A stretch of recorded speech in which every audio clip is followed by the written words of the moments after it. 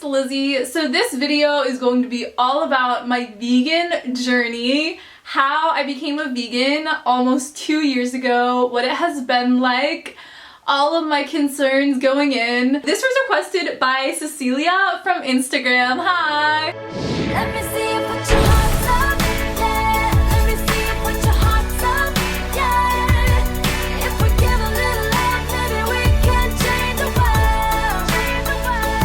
So I'm gonna just tell the whole story of what led up to it, because this happened over the course of 5 years until I finally committed to being vegan. And then halfway through the video is just gonna be what it was like when I went in, like how I did it, and then like towards the end of the video is just gonna be meals and what I eat and what it's like. I made a whole video just talking about food and health and what I eat, and that isn't a specifically like vegan video, but I talked about veganism in it. So just to give a brief timeline before I go into the whole story. So when I was 16, a junior in high school, I was reading Animal Liberation by Peter Singer. He's an Australian philosopher who started the global animal rights movement, and I had to research him for a debate tournament.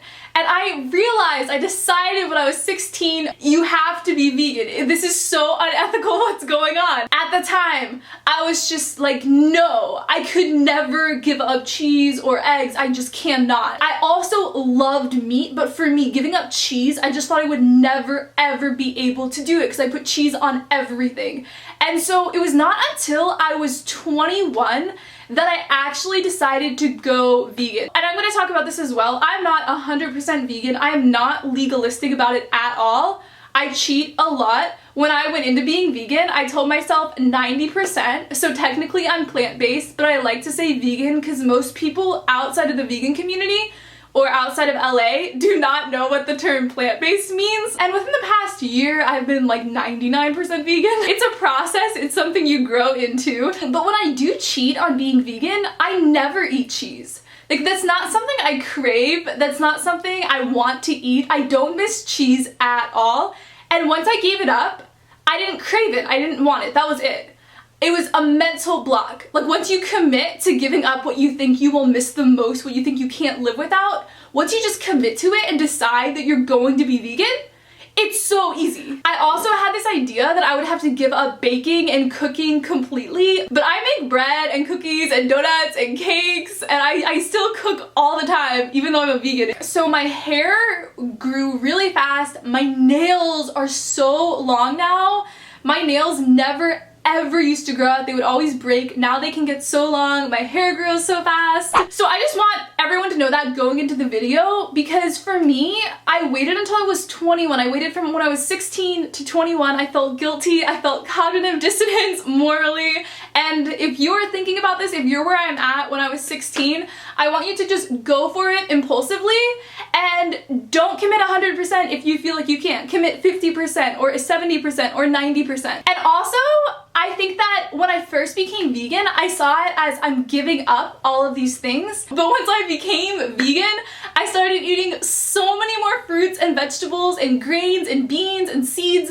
And it's like my world opened up for what I could eat. And I love the food I cook now as a vegan so much more than when before I was vegan. Like, I cook so much better now, and I love the food so much better. Like, I love vegan food. So it doesn't feel like I gave up all of these things. It feels like abundance, like I'm getting so much more. So when I was in high school, I was on the debate team, and I did Lincoln Douglas debate. And I actually made a whole video about LD, so if you're on the debate team in high school, you might enjoy watching it. So 1 month, the debate topic was on animal rights. It was something I'd never researched before. So LD is philosophical debate. So the main source I ended up using was a book called Animal Liberation by Peter Singer. And most people have not heard of him, but he started the animal rights movement, and I'm gonna link below his book and articles so you can read up on him. I had read another book he wrote called The Life You Can Save, which talks about alleviating global poverty. And then I'd also been in a college philosophy class the summer before, and we read this essay by Peter Singer on poverty alleviation, so I was very familiar with his work. And utilitarianism was a philosophy I was really into at the time. Utilitarianism is all about alleviating suffering and the most good for the most amount of people and like the least suffering for the least amount of people, and he included animals into the utilitarian calculation because animals feel pain and they feel pleasure, and so they have a desire to not be in pain. I did not read the entire book, but I read the arguments, and what he was saying, I did not know that animal cruelty, animal slavery, whatever, existed. I didn't realize how bad factory farms were. For a lot of people, they find out by watching different documentaries, and I'm gonna link some of them below. It's not isolated locations, it's everyone is doing this. What he said that really stuck with me is that we should be wary of thinking that we've found the last remaining form of discrimination. After ending slavery, we still had the women's suffrage movement, and then after we established gender equality and racial equality, then we have equality for different sexualities. He was just pointing out that throughout history there have been a lot of times where a whole culture has been blinded about a form of discrimination. And so he's saying, what if animals being enslaved is also a form of discrimination and we just don't realize it yet? This was after I'd taken AP US History, and I remember in that class we would just learn about so many awful things in our country's history, like committing genocide against all of the Native Americans, the Trail of Tears, slavery. We've had so many racist immigration laws through the years and been so oppressive, and at the time it was just so common to be like that. I remember in APUSH thinking that in 100 years from now, when teenagers in high school are learning about our country's history, I don't want to be the person who is on the wrong side of history. I don't want to be the person blindly participating in some injustice that in 100 years they're going to look back and think, that's horrible, how is that okay, how is that normal, why were you not fighting against that? And just reading that it's so common that animals are physically mistreated in a horrible way, and everyone is just letting this happen. So this is in the fall, so in January of that year, I just impulsively on January 1st decide I'm going to be vegetarian. And at my high school, everyone was vegetarian. I went to a super liberal arts high school, so it was very common. It was almost like the cool thing to do. And my sister didn't eat that much meat. My family eats vegetarian every other night. I don't remember details of what I ate at that time, but I just remember that I did become mostly vegetarian. That continued through my freshman, sophomore year of college. I'm kind of laughing because I was the worst vegetarian ever. I got a horrible reputation amongst my friends. I mean, it was an inside joke, but I would always talk about being vegetarian and like animal rights, and then I would always eat meat. My problem is I almost became anemic. I would be so low on iron all the time. I didn't have a kitchen my first 2 years of college. I completely relied on our dining hall, and they just did not have good vegetarian options. I would feel so physically weak and I would want to eat meat. And something else about me is I have a huge metabolism. And so when I just cut meat out of my diet, I didn't really know like what to add in. So I was always a low energy and iron deficient. I probably eat 2,500 calories a day. Probably part of it is because I'm hypomanic all the time. But the main thing is I just felt very iron deprived, and I give blood a lot. And I remember I would chug down iron pills before I gave blood, and I would be like barely on the right level. I know I should have just taken iron pills, but my body was so sensitive. Anytime I would take an iron supplement, it would make me very nauseous and sick. So I would just eat meat because it was convenient, it was enough calories, and it made me feel like I wasn't dizzy. And so then each summer after my freshman and sophomore year, I went to Bangkok, Thailand for 6 weeks for missions trips. And so when I was in Thailand, I was the American coming there, and to reject eating their food, which there's so much meat in their diet in Thailand, would have come across as extremely culturally insensitive. And so I had to eat meat when I was there for the summer, and that kind of just stuck, and I started becoming lazier about being vegetarian. I think the biggest factor for me is just that I don't feel emotionally pulled. I don't care about the animals. I can watch a movie of the animals being hurt and then eat meat right after. Like, I don't feel bad. That's just the way my brain is. I don't feel empathetic towards animals. For me, it's all a logic argument, and so it's difficult carrying that out. So moving forward, so my junior year of college, I completely gave up being vegetarian. So then halfway through my junior year, I developed major depression. Please do not leave any comments saying that because I started eating meat that caused my depression. I feel like some really radical vegans would think like that, and nope, it's a genetic thing. It was caused by stress. Set off my bipolar. It was the most severe my depression has ever been. I didn't know it was depression. I just stopped eating and I was losing weight, and my brain was so slowed down, not functioning. I was failing my classes. It was horrible. I felt fatigued constantly. We finally figured out it was depression, and I was trying to go on different medicines, but it takes a long time. So I went on one medicine, it didn't work at all. After those 3 weeks, started a new one, and I was at a point where I was so frustrated with being in depression, and I just started Googling what else would work besides medicine to kickstart my brain getting back to normal. So I researched veganism. Like, will veganism help? I was so desperate for anything. I ended up on YouTube, and I ended up coming across Freely the Banana Girl's YouTube channel. I know this YouTuber is so controversial. I'm really happy to announce that recently she shut down her channel. She's not making videos anymore on her main channel. She started a totally different channel with a different vibe. So she says she feels really bad about how she acted before in videos. But for me, I'm a very confrontational, aggressive, assertive, black and white person. So to me, her style, it was very aggressive, but it was something that vibed well with my personality. She spoke about health in regards to veganism. She would talk about metabolic damage. She talked about why dairy is so unhealthy for you. I'd never connected veganism with health before. I had no idea it was the healthiest way to eat. My family would eat meat and dairy, but we would always buy fat-free cheese, fat-free milk, low sodium. We would only eat white meat. So we were eating animal products, but it was healthy. So I never connected that eating animal products is unhealthy. But for the first time, I was realizing that veganism is not just about animal rights, it's about your health. I started watching more vegan YouTubers and just researching and reading studies. There are documentaries, crazy claims that eating a plant-based lifestyle can turn back cancer and heart disease. And it is these renegade doctors saying this. It's not in the mainstream yet, but there is the evidence, there are studies, and I'm gonna link everything below. I watched all the documentaries about it. I also watched the best speech ever video by Gary Yourselski or something, and he talked about in the video how growing up we are brainwashed. There are meat and dairy lobbyists working with the government, kind of corrupting the government. In all of our schools, when they're like the Got Milk posters, that is from the dairy industry is paying for that advertisement.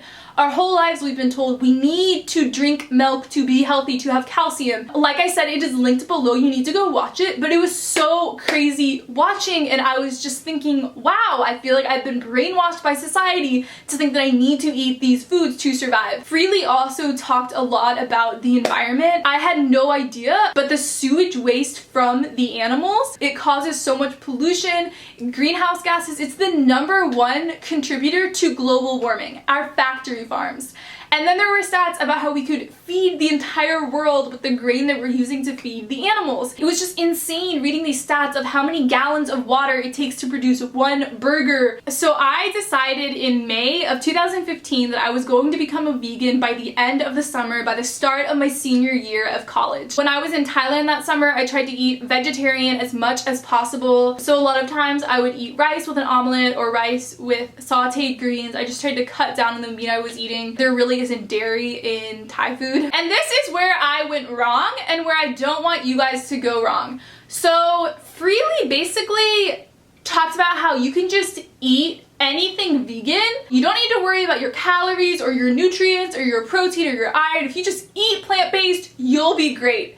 And that is a lie. You need to be intentional when going vegan about what you are eating. I was extremely protein deficient when I first went vegan. I got an app and I started recording everything I was eating and then looking at the end of the day and seeing what I was deficient in, what I wasn't getting enough of, and also just to make sure I was getting enough calories, because I would just eat fruits and vegetables and maybe some potatoes, but I was just eating fruits and vegetables and trying to make it more raw. I don't know if that makes sense, but I just felt very, very dizzy, and I was traveling at the time as well, which probably didn't help. I would buy protein bars. I really recommend Lara bars and Cliff bars. Those are really good for snacking on if you feel like you're traveling or on the go and you want to make sure you're getting enough calories and nutrients. What I realized really fast is that I needed to eat so much more than I ever did when I was not vegan.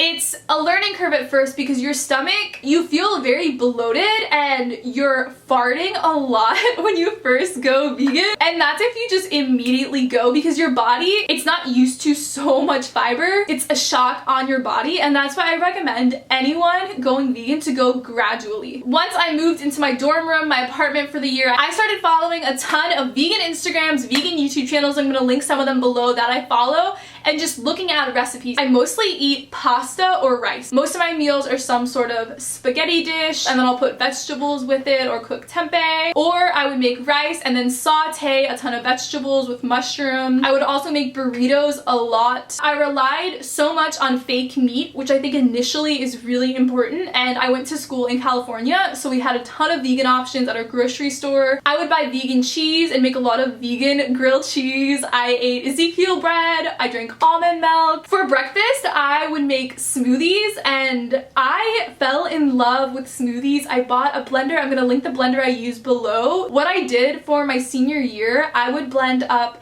banana, frozen fruit, 2 whole carrots, 2 stalks of cucumber, and spinach. I would blend all of that up, and it was so much smoothie, so many calories, but it filled me up so much. I tried things like tofu scramble. I would make homemade pizza crust and make a vegan pizza. And I realized that I could bake anything I had before, but just replace it with vegan ingredients. I didn't even need to find new recipes because there's vegan butter, there's vegan milk, there's vegan cream cheese. You can make flaxseed eggs. You literally take ground up flax seeds with water. Google flaxseed egg. You put it in the fridge for 5 minutes and then it's an egg in your dessert. I would make cornbread and lemon bread and banana bread and cookies and cake. I would also just eat regular cereal, oatmeal, toast. I also stocked up on beans. I ate so many beans and I had so many seeds. I always supplemented my smoothies with seeds, and that helped immensely in getting all of my protein. I would also just snack on bananas a lot. I made nice cream, which is when you take frozen bananas and you blend them with like other frozen fruits. I would make nice cream with mangoes, blueberries.